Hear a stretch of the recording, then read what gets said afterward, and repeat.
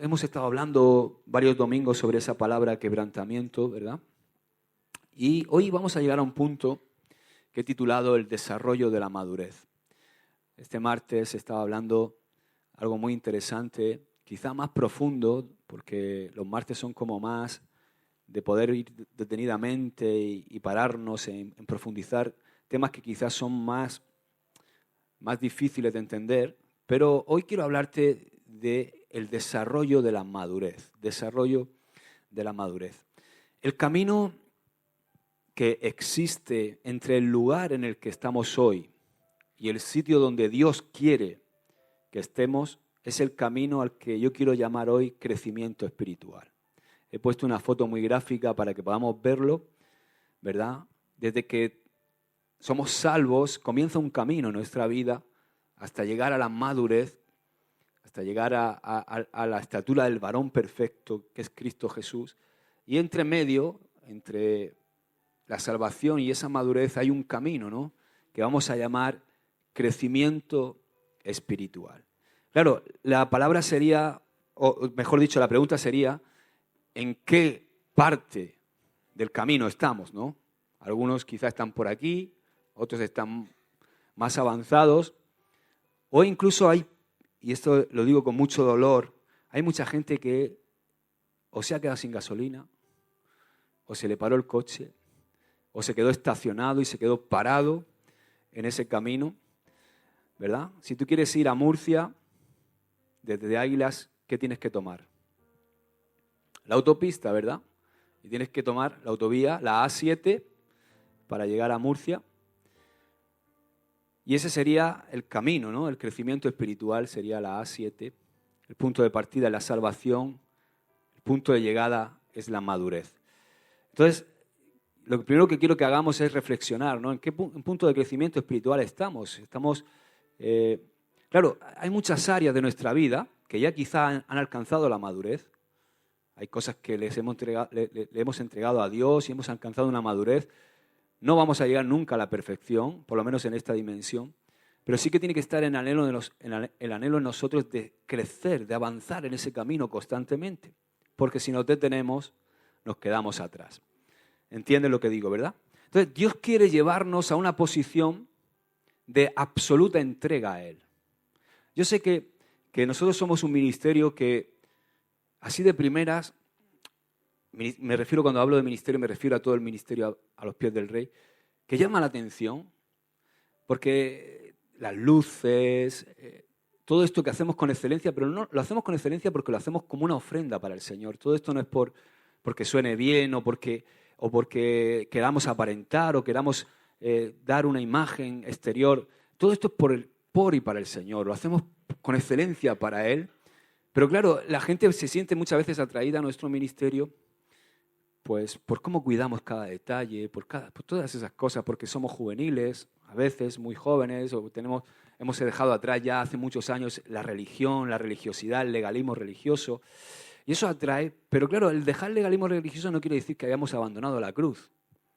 Entonces, ¿qué pasa? Que mucha gente se siente atraída al principio, pero cuando empiezan a ver que nosotros predicamos cruz, que predicamos muerte a nosotros mismos para poder vivir la vida de Cristo, entonces es como que ya el camino se hace un poquito más duro, ¿no? Y ya hay una demanda en nuestro ministerio a vivir en santidad, hay una demanda a que Dios sea el Kyrios de nuestra vida, el Señor, que Él ostente una posición de rey sentado en el trono de nuestra vida y que nosotros tengamos una absoluta entrega a Él. ¿Verdad?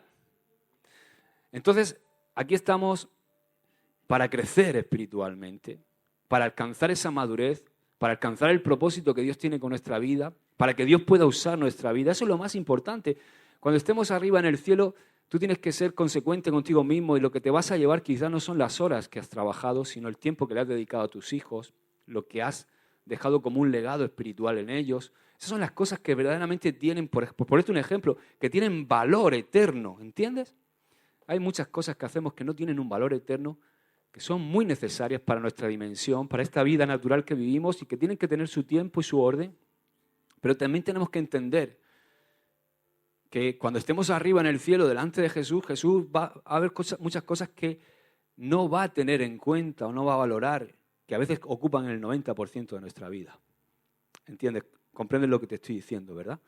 Entonces, ¿qué pasa? Que el resultado o la meta final que Dios pretende con cada uno de nosotros es que alcancemos esa madurez espiritual. Y Dios nos quebranta para hacernos madurar. Igual que un padre disciplina y quebranta a un hijo, no para quebrar su espíritu, sino para quebrar pues esa veta que tenemos de independencia, de esa veta que tenemos de orgullo que hay en nosotros muchas veces. Entonces, el desarrollo espiritual tiene 3 aspectos que quiero que veamos hoy. Digo conmigo, el cambio, el crecimiento y el quebrantamiento. Son 3 aspectos del desarrollo espiritual. El cambio. En primer lugar, el cambio es parte del proceso de la madurez. Por ejemplo, mira aquí esta foto. La gente cambia. Pasas de bebé a ser todo un hombre. Entonces, el cambio es un ejemplo de madurez. Si no estamos dispuestos a cambiar, ni estamos dispuestos a crecer, entonces no vamos a crecer espiritualmente. Es imposible. Si nos quedamos parados y no queremos cambiar ciertas conductas, ciertas cosas de nuestra vida, va a ser imposible que alcancemos un crecimiento y nos vamos a detener en ese camino a la madurez. Entonces, no podemos aferrarnos muchas veces a viejos caminos, a las viejas ideas, a los viejos paradigmas que tenemos, incluso a esos viejos sentimientos que tenemos muchas veces que producen heridas en nuestra vida, o antiguos conceptos que tenemos acerca de Dios y del Espíritu Santo o acerca de la vida cristiana. Incluso no podemos aferrarnos a todo eso que quizá fue bueno en un tiempo, pero que ahora ya no tiene cabida, porque nos detenemos. Y sabes, muchas veces veo que fácilmente nos quedamos atrás, que no somos capaces ni sabemos discernir el momento que estamos viviendo. Como persona, como familia, como ministerio. Tenemos que estar en un continuo cambio. Constantemente tenemos que estar cambiando. Y tienes que pensar, ¿eres el mismo? Yo veo a veces personas que son las mismas de hace 20 años. Cristianos que vienen a la iglesia, que son fieles en un montón de cosas, que han avanzado hasta un punto, pero que son los mismos, con sus mismos cascarrabias, con sus mismos... y no avanzan. Por ejemplo, este martes le decía a la iglesia, no sé si habéis apreciado que en los últimos 3 o 4 años como ministerio, nuestro ministerio ha dado un giro, un cambio. ¿Lo has notado? Yo sí lo he notado, que nuestro ministerio ha dado un cambio, porque estamos en continuo cambio. Y eso no está reñido con que Dios es inmutable. Necesitamos cambiar, evolucionar. No podemos ser el mismo cristiano de hace 5 años. Algo no está bien. ¿Qué pasa? Bueno, iba a tomar una de Abel, pero como sé que si tomo una de Abel me va a costar un disgusto este mediodía, y sé que contigo no. No, es broma, es broma. La primera que he pillado. Entonces, no podemos ser el mismo cristiano que hace 5 años. También, por ejemplo, cuando cambiamos de país, y muchos de vosotros habéis venido de otro continente, es otro mundo. Hay incluso componentes espirituales que operan en Colombia, que operan en Bolivia, que operan en Ecuador, donde Dios se mueve de una forma muy distinta a como quiere moverse aquí en España. Y hay cosas que allí funcionan, que aquí no funcionan, y hay cosas que aquí funcionan, que allí no funcionan. Entonces tú tienes que ser sensible y decir, ¿dónde estoy? Señor, ¿qué quieres de mí? ¿Esto vale aquí en España o no vale? Y si llego a una iglesia, tengo que ser alguien que sea observador, que mire. Yo nunca pierdo de vista a Cristo primeramente y, por supuesto, a nuestras cabezas. Por ejemplo, a nuestro pastor. Yo hay veces que me doy cuenta de muchas cosas simplemente observando. No hace falta que me digan cosas. Observo y digo, wow, Señor, esto ya no viene, esto se me ha quedado ya pequeño, esto es ropa, esto ya no sirve. Esto ya, esta jerga, esta forma de hablar, estas cosas, esto que éramos antes, ya no tiene cabida en este tiempo. Tenemos que seguir viendo hacia dónde Dios nos lleva, porque si no, nos desconectamos totalmente, nos quedamos en nuestro minimundo y las generaciones que vienen las perdemos. ¿Entiendes, verdad, por dónde voy? No quiero ser más claro, pero yo creo que ya me entiendes, ¿verdad? Entonces, no podemos aferrarnos a todo eso. El pasado está ahí y es bonito, es hermoso recordarlo porque nos ubica en el lugar que estamos, pero el pasado no puede ser un ancla que nos detenga. Tiene que ser un impulso que nos haga mirar hacia adelante y decir, quiero más de Dios. Bendito sea ese momento, Señor Ebenezer. Hasta aquí tú nos has ayudado y nos has mostrado tu gloria, pero ¿hacia dónde nos llevas ahora? Entonces, como he dicho antes, tenemos que ir despojándonos de todo eso, como cuando la ropa se te queda chica. Y es la sensación que tengo a veces cuando veo a algunos hermanos que están todavía con algunas cosas y es como ropa chica. Digo, ponte ya lo nuevo. Vístete ya del tiempo nuevo. Ten discernimiento. ¿Sabes por qué pasa eso muchas veces? Porque, te voy a decir por qué. Porque como no tenemos una devoción con Dios, vivimos del pasado. Como no tenemos una conexión con Dios, que es la que constantemente nos renueva la mente, que es la que constantemente nos hace sensibles a lo que Dios está haciendo en cada momento, entonces, como no tenemos ese caminito hecho, porque nos cuesta, volvemos a lo de atrás, porque nos produce seguridad. Y entonces llega el pastor y te pregunta, oh, sí, está orando. ¿Qué vas a estar orando? Tú no has estado orando en 15 días. Pero cubrimos esa parte con esa jerga, sabemos movernos, sabemos parecer muy espirituales, ¿entiendes?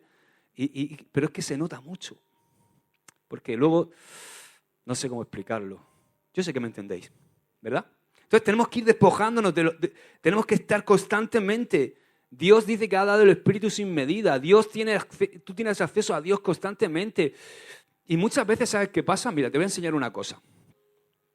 Se me ha venido ahora, perdonadme, ¿eh? Va a durar la prédica 10 minutos más. ¿Alguien sabe lo que es esto?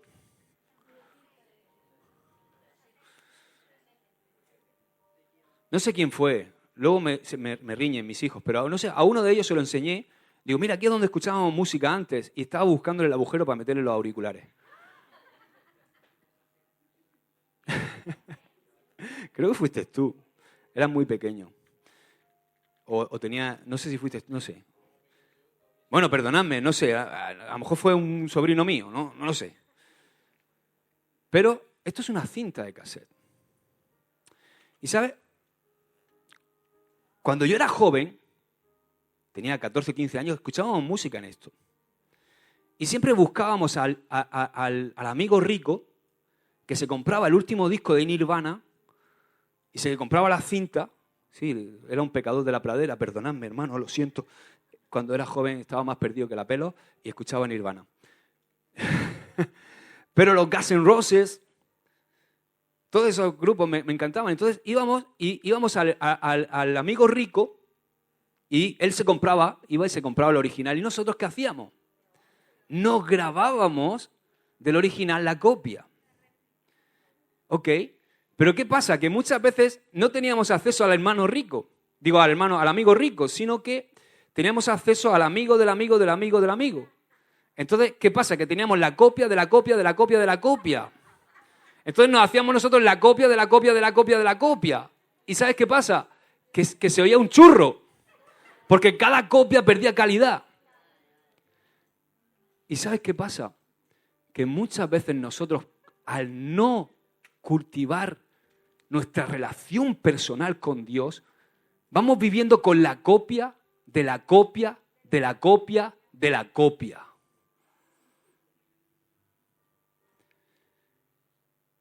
¿Y sabes qué? Tienes acceso gratuito al original. Todos los días tú tienes acceso al original. No tienes que conformarte con la copia, porque eso, ¿sabes qué? Eso degenera en una religiosidad, en hacer las cosas por hacerlas. Las hago porque las he oído. Lo repito porque lo he oído. Lo repito porque gloria a Dios. El gloria a Dios aquí queda bien. O el siervo o sierva. ¿Entiendes lo que digo? Pero tú tienes acceso al original para tener la versión más fresca. Aquello que Dios quiere para este momento y ahora, para que tú seas siempre un olivo verde que da buena sombra, donde hay buenas aceitunas, donde hay un buen fruto para bendecir a tu generación. Amén. ¿Recibe lo que te estoy diciendo? Gloria a Dios. Amén. Dan un aplauso al Señor.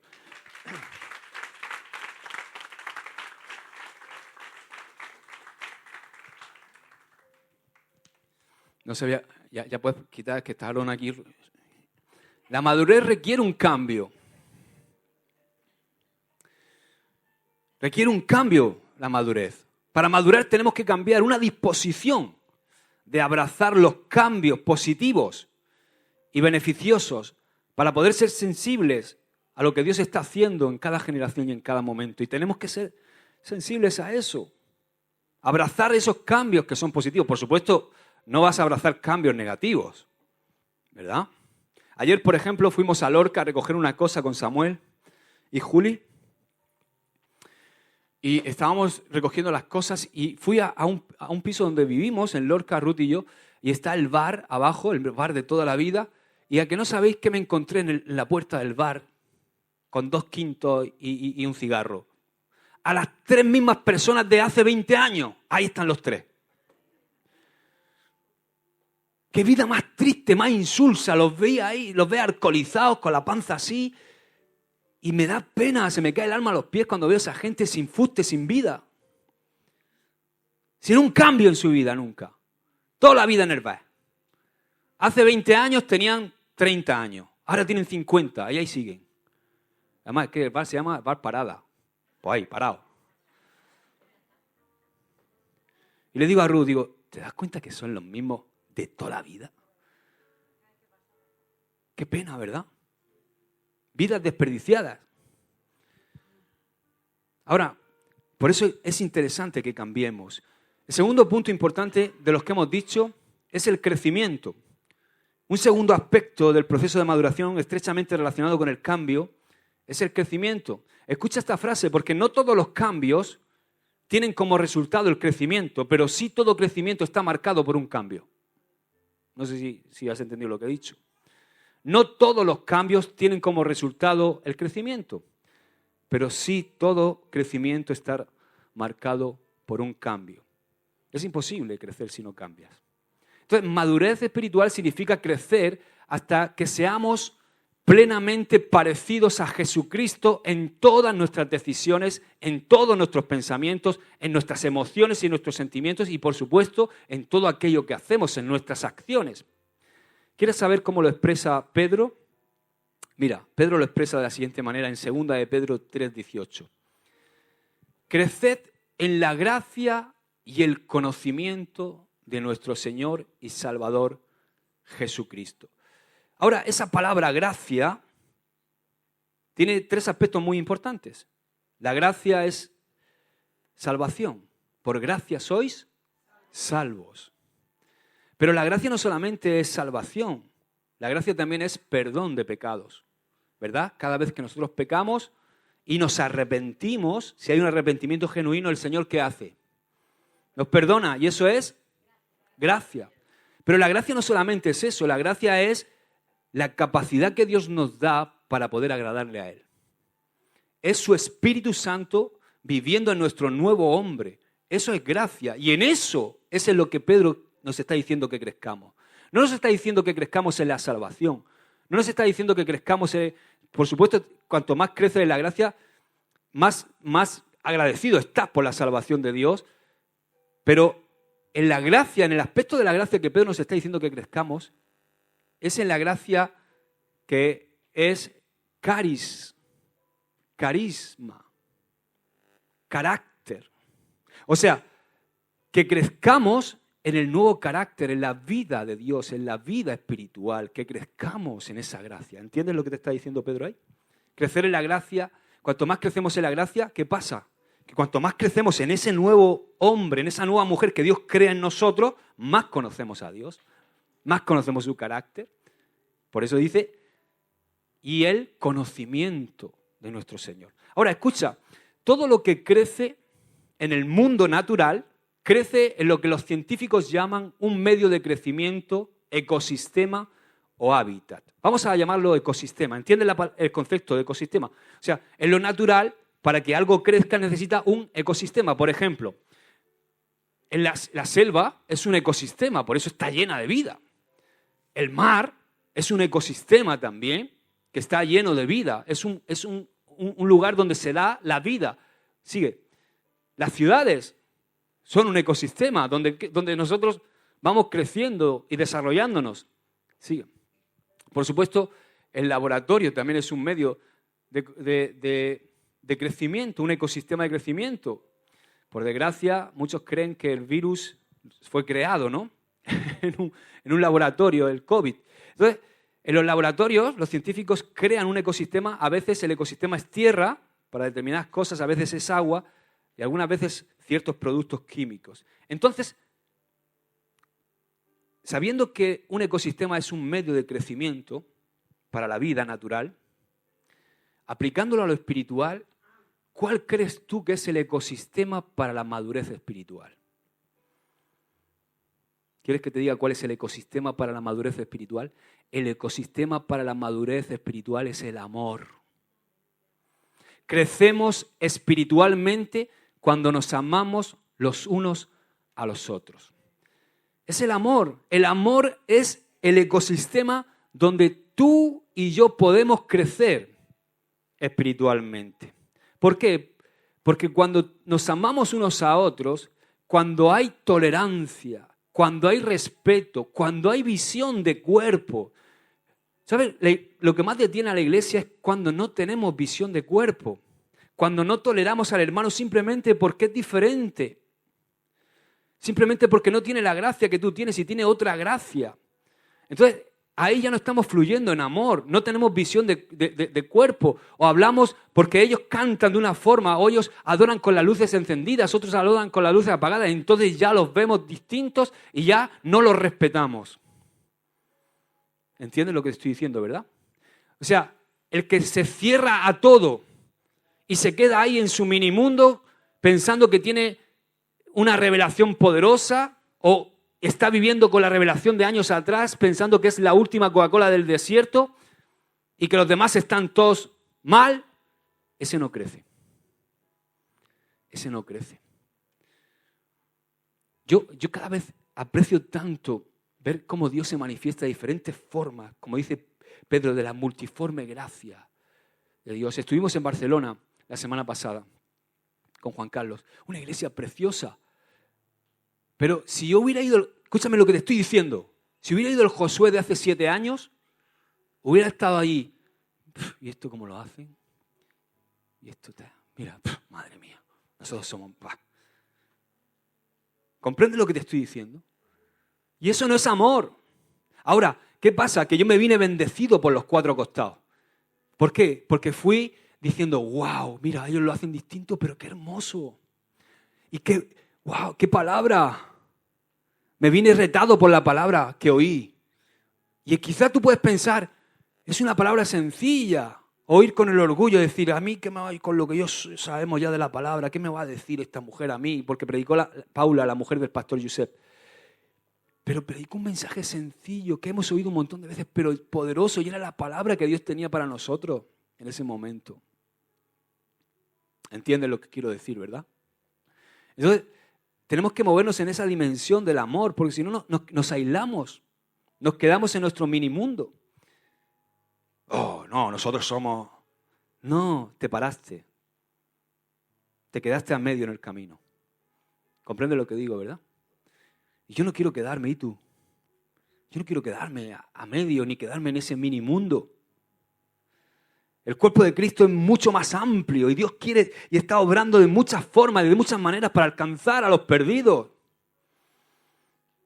Pablo dijo en Efesios 4, 15, 16, dice, sino que siguiendo la verdad, ¿en qué? En amor, crezcamos en todo, en aquel que es la cabeza. Escucha bien, porque aquí está el principio de lo que te estoy hablando. Mira, sino que siguiendo la verdad en amor, ¿qué necesitamos? Amor. Crezcamos en todo en aquel que es la cabeza. Esto es Cristo Jesús. Cristo Jesús es la cabeza no de esta iglesia, sino de toda la iglesia. De quien todo el cuerpo, bien concertado y ¿cómo? Unido entre sí por todas las coyunturas que se ayudan mutuamente. Me gustó mucho, por ejemplo, en Barcelona, cuando acabó de ministrar la palabra el pastor Juan Carlos, hizo algo tremendo el pastor y cabeza de todo el ministerio Ríos de Vida. Se vino donde Juan Carlos y dijo, Juan Carlos, quiero que ores por mí porque yo necesito lo que tú tienes. Y Juan Carlos dijo, tú también tienes que orar por mí porque yo necesito lo que tú tienes. Ayuda mutua. ¿Entiendes lo que digo, verdad? Según la actividad, escucha, según la actividad propia de cada miembro. O sea, una mano no hace lo que hace un pie, ¿a qué no? Pero es parte del cuerpo. ¿Y trabajan juntos? ¡Claro que sí! Entonces, no es igual. Tú imagínate que el pie le está diciendo, qué feo eres, pie, a la mano. Y la mano, tú sí que eres feo, ¿no? ¿Qué mal lo haces? No sé por qué pisas así. Yo pisaría de otra manera, claro, tú eres una mano, tú no pisarías así. O el pie diciéndole, ¿por qué coges las cosas así? ¿Entiendes lo que digo, verdad? Entonces, dice, según la actividad propia de cada miembro, dice, recibe su crecimiento para ir edificándose en amor. ¿Cuál es el ecosistema del crecimiento espiritual? El amor. Nuestro crecimiento no es algo que nos lleva a una independencia, a separarnos. No es algo que nos lleva a una independencia, a decir, fuera. Ya, no, me llaman los pastores de aquí, de la zona. No, nosotros somos APR, no, yo con vosotros no quiero saber nada, está ahí. ¡No! Me estoy saliendo del ecosistema, que es el amor, la tolerancia, el respeto. Esto que acabamos de leer de Efesios. Entonces, el crecimiento no es algo que nos lleva a una independencia. ¿Qué pasa en lo natural? Que el crecimiento nos lleva ¿a qué? A independizarnos, ¿verdad? O sea, vamos creciendo. Aquí, Dani crecerá y llegará un momento, Araceli, lo siento por ti, y por ti, que se va a independizar. No va a estar toda la vida. Tú sí. Mis hijos dicen que hasta los 40 no se van. Yo estoy ya, cuando me lo dicen en broma, pero ya me caen unos sudores por la espalda. Porque su madre dice, ¿por qué tienes tanta ganas de que se vayan? Digo, por estar contigo, cariño. No, hay que disfrutar de cada momento, ¿no? Pero el crecimiento natural nos lleva a una independencia, pero el crecimiento espiritual no. O sea, el crecimiento espiritual es al revés. El crecimiento espiritual va marcado por una creciente dependencia, primeramente hacia Dios y después hacia todo lo que representa a Dios, en este caso la iglesia, el cuerpo de Cristo. Entonces, la madurez espiritual suprema es un estado de total dependencia de Dios, de total dependencia de Jesús, de total dependencia del Espíritu Santo para que el Espíritu Santo gobierne, guíe y guarde nuestra vida. Amén. Mira lo que dice Juan. Aquí tenemos un ejemplo de crecimiento espiritual. Juan 21:18. Fijaos, está hablando de Pedro. ¿Ok? Juan aquí está hablando de Pedro, el apóstol Pedro. Dice, de cierto te digo, cuando eras más joven, di conmigo, inmaduro, te ceñías, o sea, te vestías tú solo e ibas a donde tú querías. Mas cuando, o sea, eras independiente, ¿verdad? Mas cuando ya seas viejo, di conmigo, maduro, extenderás tus manos y otro te vestirá y te llevará donde no quieras. Ahí está. La madurez espiritual nos lleva a una mayor dependencia de Dios. Ya no me visto yo, ya me viste Dios. Ya no voy donde yo quiero, ya me lleva a Dios, incluso a veces a donde no queremos. José Javier aquí te ha traído a España. No sé si querías, pero te ha traído. Entonces, aquí hemos visto dos cosas del crecimiento espiritual. Número 1, crecemos conectados al cuerpo y crecemos cuando somos más dependientes de la cabeza que es Cristo. Amén. Y el ecosistema es el amor. Es el ecosistema donde crecemos, el amor. Ahora, el tercer aspecto es el quebrantamiento. Un tercer aspecto del crecimiento espiritual es el quebrantamiento. Si vamos a cambiar y queremos crecer, tenemos que estar dispuestos a alejarnos de todo lo que nos impide crecer espiritualmente, de todo lo que nos empuja hacia abajo, ¿verdad? Muchas veces lo escenifico así. Nuestro espíritu es como un globo que tiende a ir hacia arriba, hacia las cosas de Dios, pero muchas veces tenemos piedras. Hay un hilo y hay piedras que están atadas y impiden que nosotros vayamos hacia la madurez. Entonces tenemos que cortar todas esas cosas que son un lastre que nos empuja hacia abajo, hacia las cosas de aquí, hacia involucrarnos demasiado en las cosas de aquí abajo y perder de vista el propósito que Dios tiene con nuestra vida porque dejamos de mirarle a Él.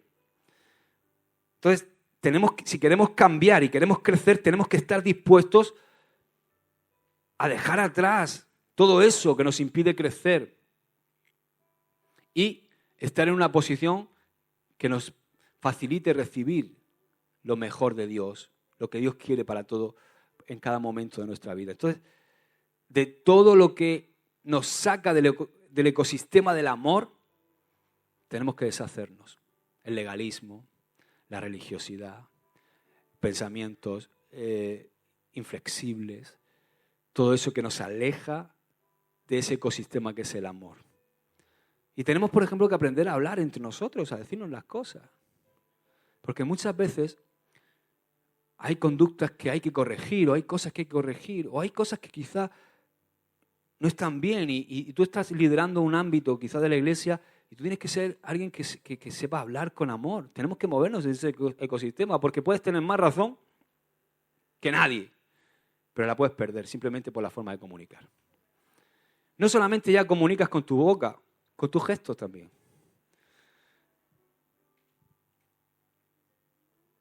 Amén.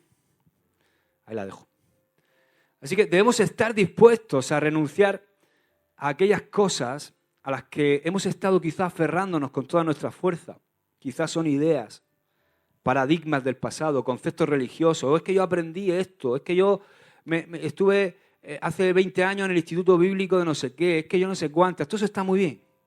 Gloria a Dios, es conocimiento que tienes ahí, seguro que es una bendición y yo quiero conocer, quiero aprender, quiero todo eso, pero todo eso está muy bien, pero tengo que ver y discernir qué quiere el Señor para mí hoy. ¿Comprende? Porque si tengo un título de teología que me saqué hace 5 o 6 años, 7 años, pero soy un carnal que no me conecto con la iglesia, que no estoy sirviendo, que no estoy haciendo nada, que paso de todo y todo eso, y que no tengo carácter, pues es como el que tiene una etiqueta de anís del mono. No sé si sabes lo que es el anís del mono. No sirve para nada. Porque tiene una etiqueta de Coca-Cola. ¿Por qué? Porque la madurez espiritual no la dan los títulos ni saber de teología, la da vivir cerca del Espíritu Santo y vivir en el Espíritu. Amén. Entonces, si quieres evolucionar, si quieres crecer, si quieres cambiar, si quieres adaptarte, si quieres ser sensible a lo que Dios está haciendo hoy, lo que está haciendo en este momento, tenemos que despojarnos de todas esas cosas. Como visiones quizás que hemos tenido erradas. A veces a mí me ha pasado, yo pensaba que las cosas eran de una manera, pero llega algo que Dios me muestra que las cosas no son así. Tenemos que ser lo suficientemente humildes. Imagínate si me agarro. Es decir, oye, perdón, estaba equivocado. Gracias, Señor. Me has llevado a un nuevo nivel. Pero si me encabezono en mis cosas, o incluso aquellas cosas que estuvieron acertadas, pero que ya no tienen lugar en este momento, no crecemos si hacemos eso. Ahora quiero detenerme para terminar en el quebrantamiento. Vamos a ver el quebrantamiento de Moisés. ¿Alguien conoce a Moisés? Bueno, la historia de Moisés comienza... Fíjate que aquí con Moisés se ven estos 3 aspectos de los que hemos hablado, de la madurez. Esos tres aspectos se hacen evidentes en la vida de Moisés: el cambio, el crecimiento y el quebrantamiento. La historia de Moisés en la Biblia en realidad comienza con la historia de José, el hijo de Jacob, a quien sus hermanos vendieron como esclavo. Y como tú sabes, a través de una serie de sucesos muy difíciles en la vida de José, incluso dramáticos, Dios intervino y José pasó de ser un esclavo a ser el primer ministro de Egipto. Todos sabéis la historia, ¿verdad? Y José, en su posición de líder de Egipto, estaba en condiciones de salvar a la nación de los 7 años de hambre. Hambre, por cierto, que llegó hasta la tierra de Canaán, donde vivía la familia de José. Entonces los hermanos de José, movidos por el hambre, fueron a buscar comida ¿a dónde? A Egipto. Y en su búsqueda, esa búsqueda los llevó a un reencuentro familiar. Conoce la historia, ¿verdad? Entonces, la familia de José, cuando llega a Egipto, en aquel momento eran 70 personas. 70 personas que bajaron a Egipto y se salvaron del hambre. Pero para cuando Moisés nació, esas 70 personas, ese grupito de 70 personas se había convertido en toda una nación de 2,5 millones, de 2,5 a 3 millones de personas.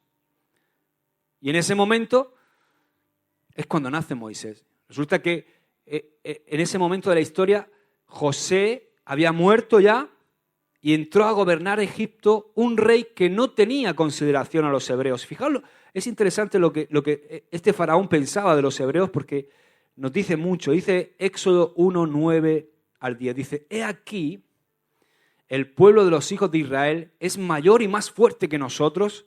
Ahora pues, seamos sabios para con él, para que no, ¿qué? No se multiplique. Si nosotros no crecemos, no tenemos la capacidad de multiplicarnos. Un niño no puede engendrar hijos. ¿A qué no? Necesitamos una madurez para poder dejar embarazadas a nuestras mujeres. Y las mujeres igual. Necesitamos un crecimiento. Para multiplicarnos necesitamos crecer. Y no solamente para multiplicarnos en números, sino crecer nosotros como individuos. Entonces, dice: para que no se multiplique y acontezca que viniendo guerra, sigue diciendo el texto de Éxodo 1, 9, 10, él también, el pueblo de Israel, se una a nuestros enemigos y pelee contra nosotros y se vaya de la tierra. O sea, ten en cuenta que la obsesión siempre de nuestro enemigo va a ser que no crezcamos, que no nos multipliquemos, detener nuestro crecimiento, detener nuestro avance. Entonces, resulta que Faraón puso comisarios sobre los esclavos, sobre los hebreos, para oprimirlos, haciéndolos realizar trabajos forzosos y pesados. Y muchas veces nosotros estamos en Egipto. Y estamos ahí haciendo trabajos, digamos toda nuestra vida, hacer trabajos forzosos. Y hay muchas cosas que nos pueden esclavizar y que nos pueden desviar del crecimiento y de multiplicarnos. Y nosotros tenemos que ser sabios y buscar el balance. Amén. Pero puso comisarios ahí para tenerlos subyugados.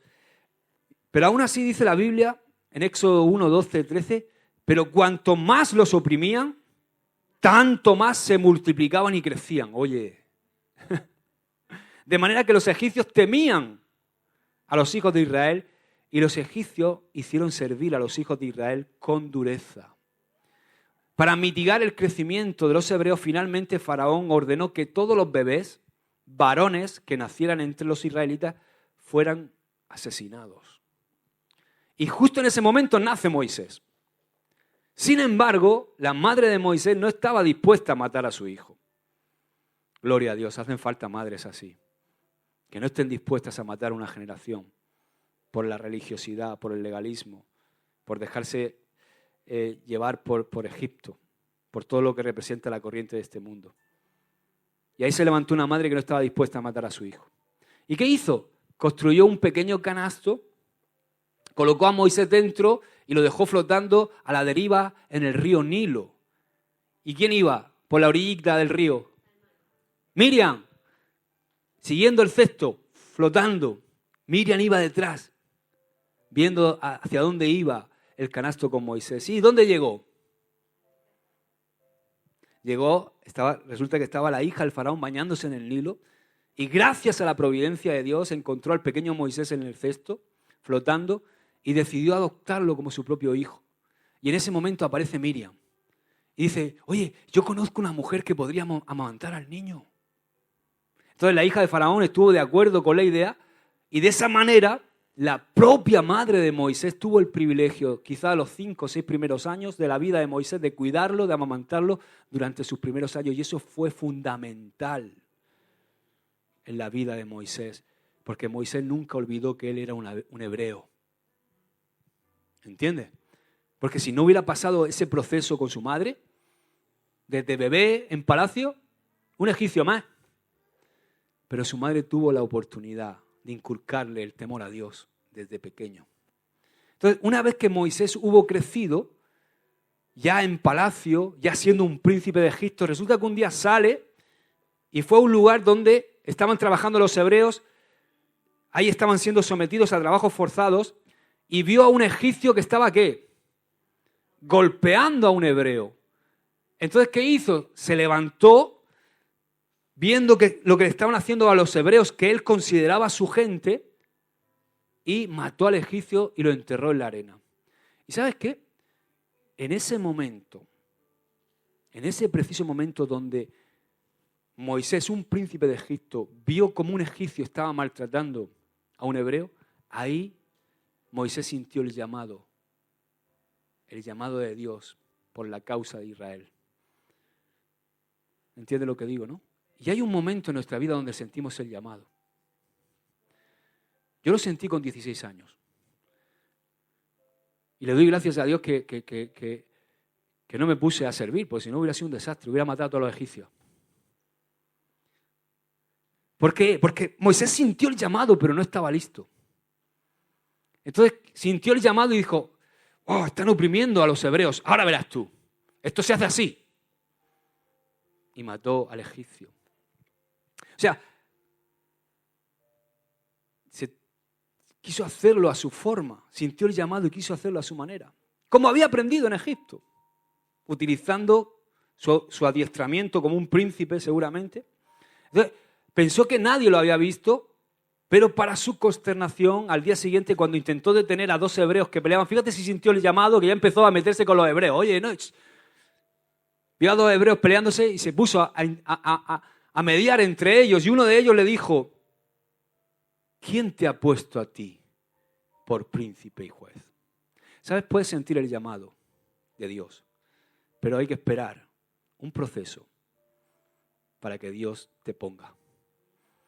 Por eso no era el tiempo de Moisés. Por eso, cuando los hebreos vieron que él intentaba mediar entre ellos, ¿quién te ha puesto a ti por príncipe y juez sobre nosotros? Entonces le dice, ¿piensas matarme como mataste al egipcio? Y dice, ¡wow! Se han dado cuenta que mata al egipcio. Y entonces en ese momento Moisés se dio cuenta de que habían presenciado su crimen e inmediatamente huyó. ¿A dónde? A Madián. Y durante 40 largos años Moisés trabajó para su suegro Jetro como pastor en el desierto. Fue quebrantado durante esos 40 años. Ahora, déjame decirte algo, porque en el quebrantamiento, durante los procesos de quebrantamiento de nuestra vida, también nos suceden cosas buenas. Porque Moisés se casó con Séfora y fue papá. ¿Verdad? A veces estamos en momentos de prueba, de quebrantamiento en nuestra vida, no nos damos cuenta, no somos capaces de percibir lo bueno que está pasando en nuestra vida. Pero pasan cosas buenas en el quebrantamiento. Y así fue como Moisés pasó del palacio del faraón, donde vivía como un príncipe, a convertirse en un pastor exiliado y solitario en medio de un desierto. Moisés estaba siendo quebrantado. La pregunta es, ¿qué es lo que debía ser quebrantado en la vida de Moisés? Porque vamos a pensar juntos. Moisés. Aquí tenemos un hombre que tenía muchísimas habilidades, había sido criado como un príncipe, entrenado y criado como un príncipe. Tenía credenciales impresionantes, tenía prestigio, tenía poder, tenía un gran porvenir y una posición muy elevada, contaba con recursos ilimitados, el faraón le había dado una posición. Yo me pregunto, seguramente si nosotros tuviéramos que elegir a una persona cualificada y capaz de guiar al pueblo de Dios fuera de la opresión de Egipto hacia la tierra de Canaán, seguramente hubiéramos pensado en Moisés. Oye, es hebreo y mira la posición que ostenta. Un tío súper preparado para todo. Hubiera sido uno de nuestros candidatos principales, ¿a que sí? Tenía todo lo necesario desde el punto de vista humano para ser el líder de su pueblo. ¿Te has preguntado por qué tuvo que vivir 40 años en el desierto? ¿Por qué Moisés, son preguntas que me he hecho, ¿por qué Moisés no pudo hacerlo desde su posición de príncipe de Egipto?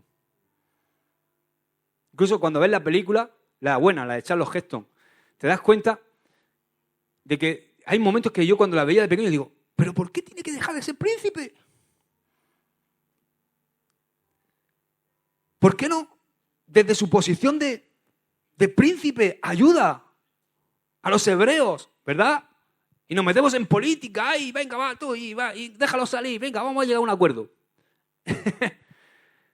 No, porque Moisés necesitaba un cambio, necesitaba crecer.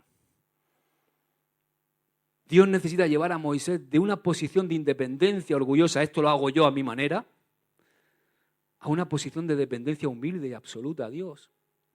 O sea, el llamado estaba, pero Moisés no estaba listo. En el reino, las cosas no se hacen a nuestra manera, ni como se hacen en Egipto, sino se hacen a la manera de Dios.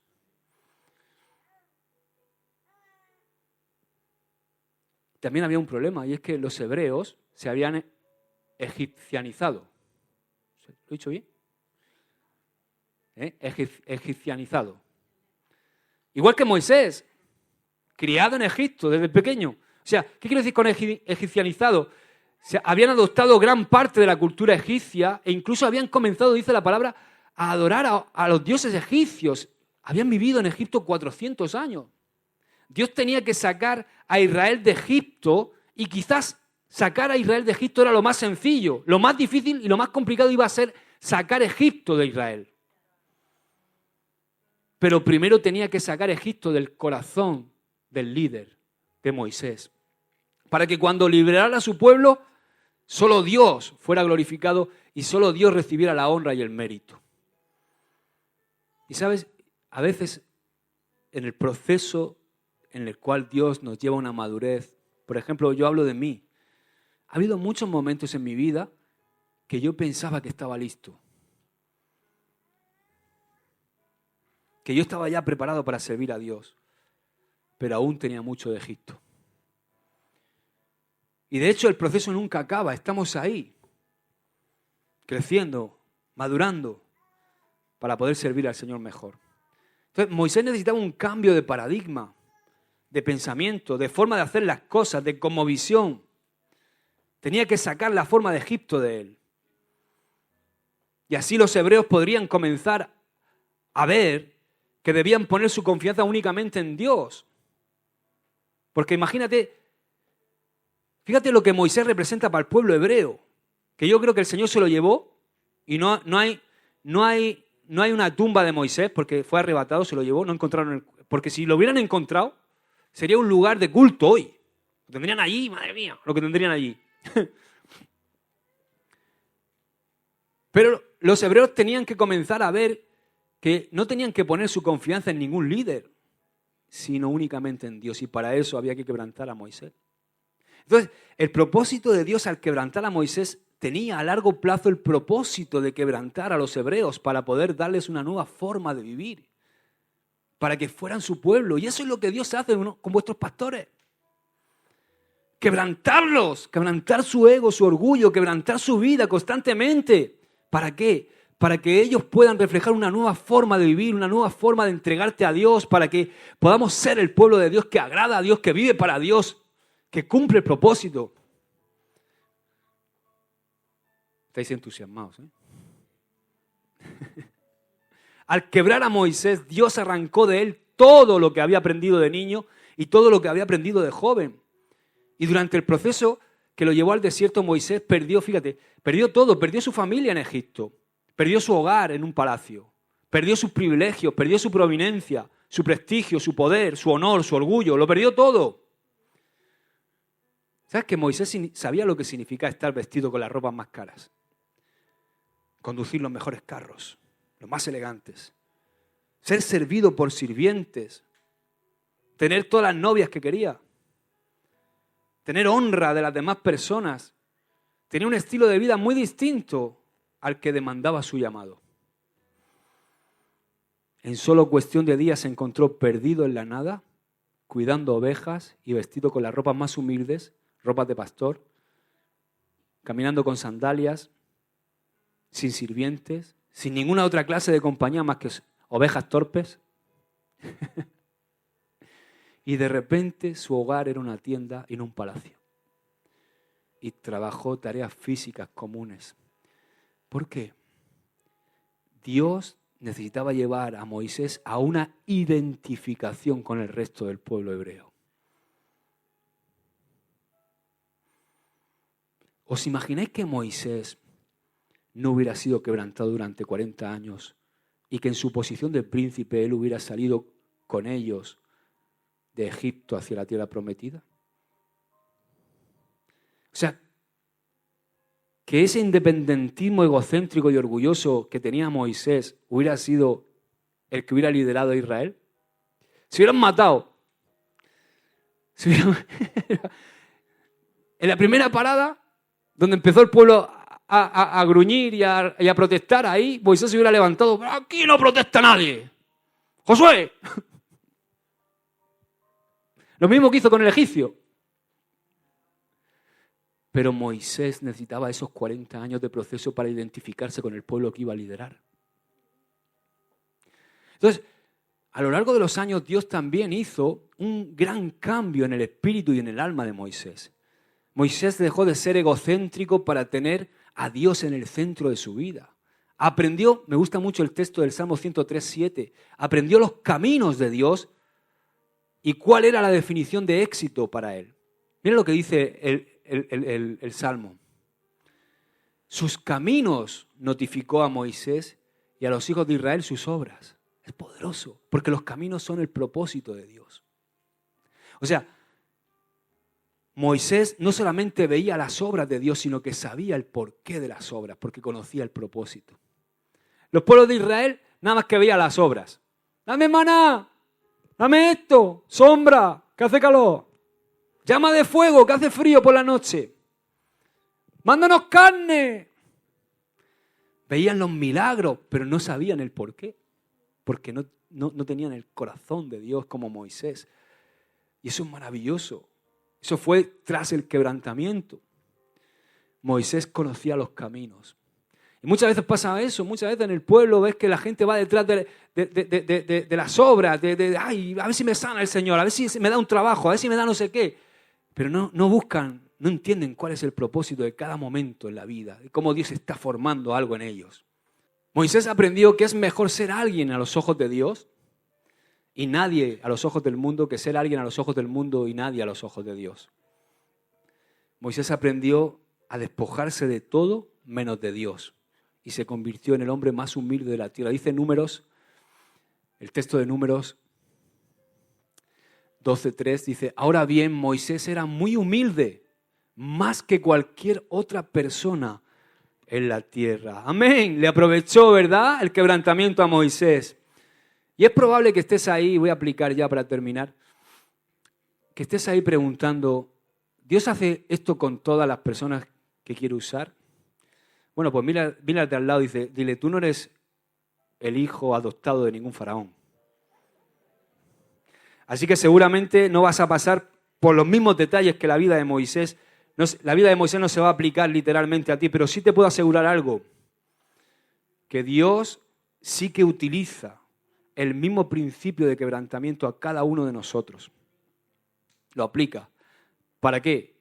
Para sus propósitos y para poder usar nuestra vida. El propósito de Dios para nuestra vida no es hacernos famosos, prominentes. Mira, ponlo. Es que esta frase me encanta porque es de Charles Stanley. ¿Sabéis que ha muerto hace poquito, no? Hace 2 semanas murió Charles Stanley, un hombre de Dios poderoso, un general de Dios que se va para el cielo. Entonces, fíjate lo que dice él. El propósito de Dios para nuestra vida no es hacernos famosos, prominentes, prestigiosos o ricos. Su propósito para nuestra vida es llevarnos a la posición en la que no tengamos absolutamente nada, para que podamos reconocer que todo lo que tenemos de valor en esta vida es Dios y solamente Dios. Dar un aplauso al Señor. ¡Aleluya!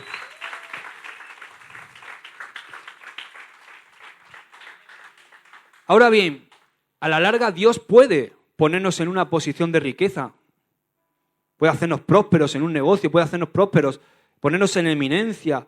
Pero si esto sucede, será obra de Dios y será para su propósito y no para el nuestro. Si hemos pasado esos 40 años.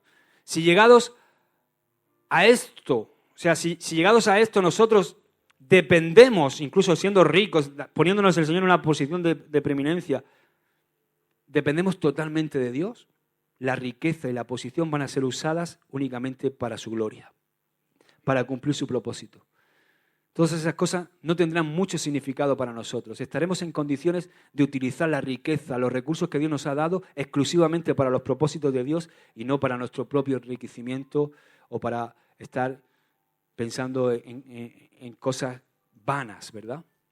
La Biblia no nos explica por qué Dios le llevó 40 años lograr el quebrantamiento de Moisés.